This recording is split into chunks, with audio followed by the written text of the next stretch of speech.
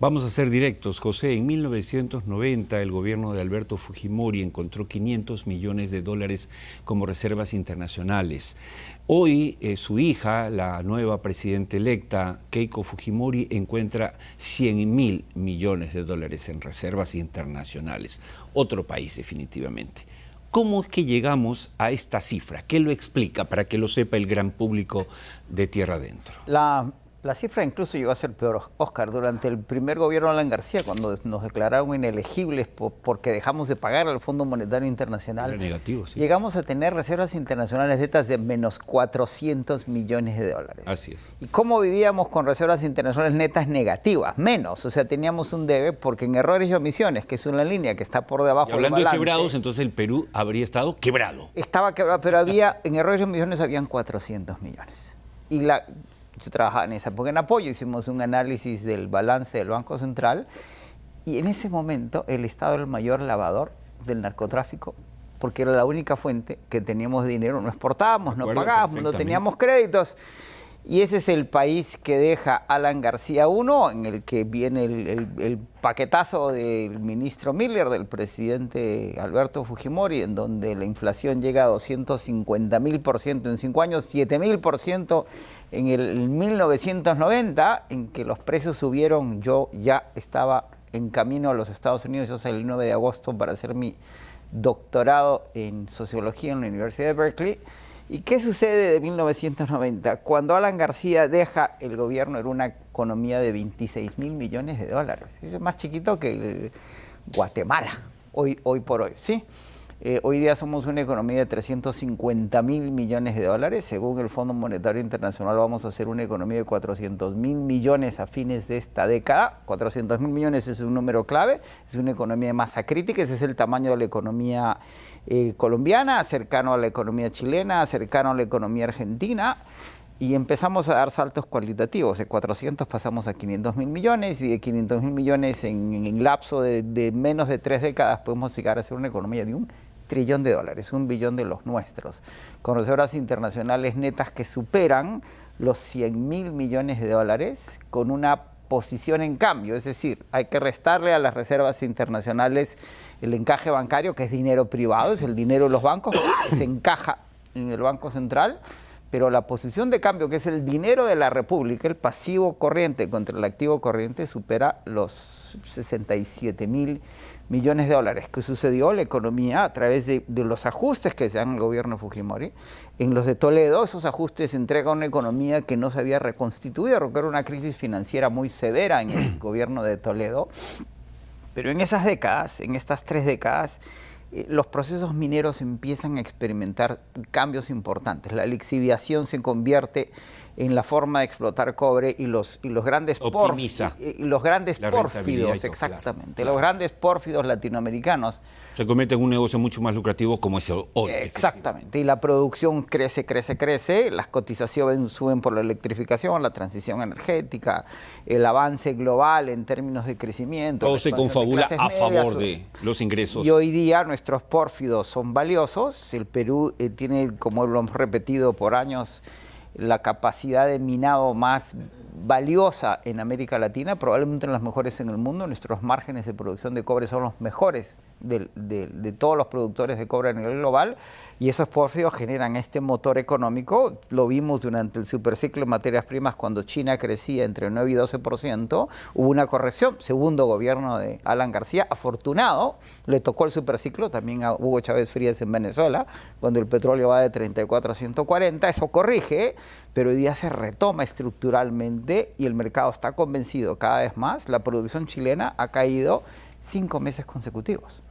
Y todo lo que mencionábamos en aquel reporte del año 22 de S&P Global, que la producción chilena, Cochilco dijo en su momento que la producción chilena podía caer 30% en los próximos años, en lo que va del año está cayendo en doble dígito. Fíjate. Por temas de agua, temas de leyes, temas laborales que son cíclicos, usuales. Hay un cambio en la producción chilena de la lixiviación a la flotación. Hoy acaba de haber una tormenta que ha afectado la producción chilena. Hoy más que nunca la producción chilena, peruana, sigue siendo el gran potencial de la producción global. Este es el país que recibe la presidenta electa Keiko Fujimori es un país que su padre tomó insolvente y ella recibe un país totalmente solvente con una capacidad de crecimiento. Según el INEGI estamos creciendo por encima del 3% en lo que va del año acumulado y por encima del 3% en los últimos 12 meses. Ahora que está de moda el Banco Central de Reserva, lo que quería yo preguntarte antes que nos era el tiempo era, porque la gente se confunde, el Banco Central de Reserva, los 100.000 millones de dólares que tiene, ¿los tiene en lingotes de oro? No. ¿En qué los tiene? El 6% de la posición en reservas interlíquidas está en oro. El resto básicamente en dólares. Ahora, cuando hablamos de dólares, no hablamos de dólares, sino de bonos de la Reserva Federal de los Estados Unidos. El Banco Central no tiene efectivo cash, sino que tiene activos denominados en dólares muy líquidos. Para cualquier efecto práctico, cuando tenemos una deuda contra Producto Interno Bruto el 30%, hemos dejado de ser deudores netos a acreedores netos. Es decir, si tomamos en cuenta la posición en deuda más lo que debemos, nos deben más de lo que debemos. El Perú, curiosamente, está en una posición muy solvente. ¿Qué porcentaje tiene en oro? 6%. ¿6%? Siendo productores de oro, ¿no deberíamos tener más? Lo que sucede, Oscar, es que ¿en bonos? Cuando creo que empiezas esta conversación en el punto crítico, la Constitución del 93, que sigue rigiendo en su capítulo económico la forma en que se administra la solvencia del Estado, es extremadamente conservadora. Es un banco central de reserva que ha manejado la cuestión monetaria con una gran cautela, porque además el país lo demandaba y lo requería, ¿sí?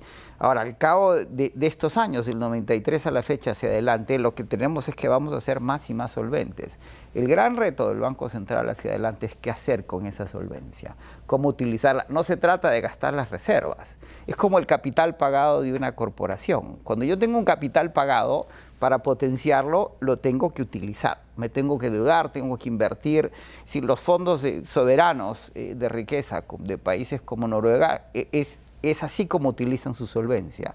El reto del Banco Central es cambiar esta mentalidad de un conservadurismo que ameritaba las circunstancias en las que el país empezaba en 1990 a un país que más bien, si siguen incrementándose los índices de solvencia, hay que empezar a invertirlos, hay que empezar a utilizarlos, hay que empezar a apalancarse, hay que empezar a hacer las cosas que hacen los países que pasan del crecimiento al progreso. Pero una de esas cosas tímidas, mínimas, debería ser, por ejemplo, empezar a adquirir oro.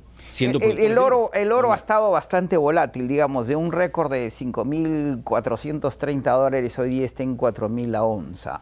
Las proyecciones de largo plazo tienden a que se vaya a recuperar. La buena ola del crecimiento extraordinario no se perdió, pero en el Perú se podría pensar en un fondo de inversión de riqueza soberana, en que esos recursos no se gasten, sino que se utilicen para que el país empiece a invertir y llegue al desarrollo. Una sociedad que se desarrolla, el desarrollo es humano, depende de educación, salud y infraestructura. Y aquí hay una gran necesidad de infraestructura. Cuando hay quienes dicen que se hubiera hecho con el dinero de Petroperú, con 100.000 millones de dólares podríamos haberlo hecho también, y sin embargo no se ha hecho, ¿sí? Claro. La clave es, el ahorro tiene un sentido, pero ese ahorro se tiene que volver en inversión. Cuando uno ahorra en el banco invierte en nuestros ahorros y nos paga una tasa y gana otra tasa. El Banco Central tiene que empezar a pensar, de acuerdo, planificar, creer en ese sentido. Hoy día podemos darnos el lujo de creer en el futuro, porque el futuro ya está entre nosotros. Y atreverse un poquitín. Correcto. Bueno, vamos a seguir hablando de esto. José, gracias. Gracias.